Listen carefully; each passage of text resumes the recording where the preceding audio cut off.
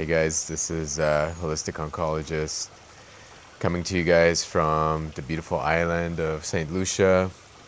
And today I want to talk about prostate cancer and something I found out about on the island, which was very interesting. So as I landed into the island, we got a taxi to our hotel room, and on the way to our hotel, we were just chatting with the taxi driver, and I was telling him about my job and how I'm an oncologist, but I'm also interested in more herbal remedies and more holistic methods.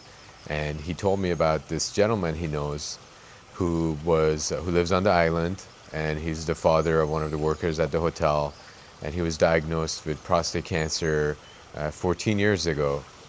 And since then, he's been drinking this brew twice a day of milk thistle, and he's doing completely fine now. His cancer's under control. I don't know the exact details of his prostate cancer, like what stage he was and whatnot, but that's all I know, is that he's been drinking this brew twice a day, and his cancer is under control after 14 days. So naturally, as soon as we get to the hotel room, I'm curious and I look into this, and I find some very interesting things about milk thistle, which I wanted to share with you guys. So apparently, this plant's been used for more than 2,000 years for a bunch of different things, also in cancer treatment. It's been used for some liver disorders, to improve kidney function and a bunch of other things. But for prostate cancer, there's actually some evidence that it might be effective. So I found some studies that studied this, and one of the studies looked at using milk thistle on prostate cancer cells, and it showed that it reduces the proliferation of prostate cancer cells. So prostate cancer cells are able to divide less freely when their milk thistle extract is put in there. And the second study I found was that milk thistle was able to reduce angioproliferation and angiogenesis.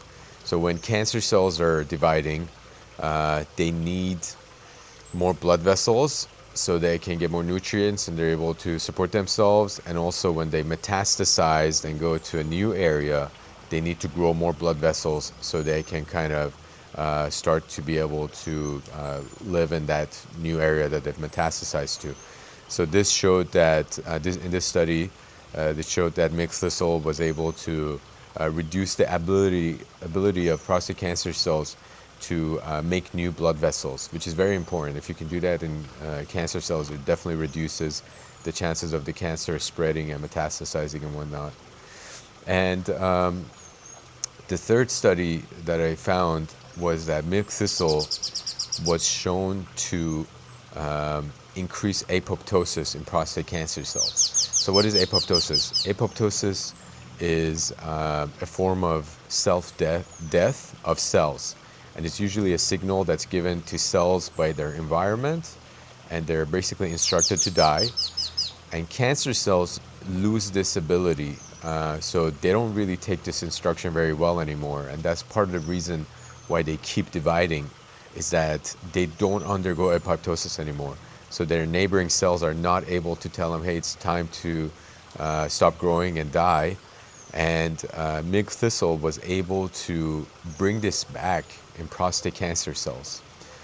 I found also many other studies that had other benefits, including reducing cholesterol. There were also studies that showed that it was able to reduce PSA. So PSA is a marker of prostate and prostate cancer cells. It's a biomarker. It's basically a blood test, and it's something we track in prostate cancer. So the higher it goes, the more evidence of cancer you have in your body.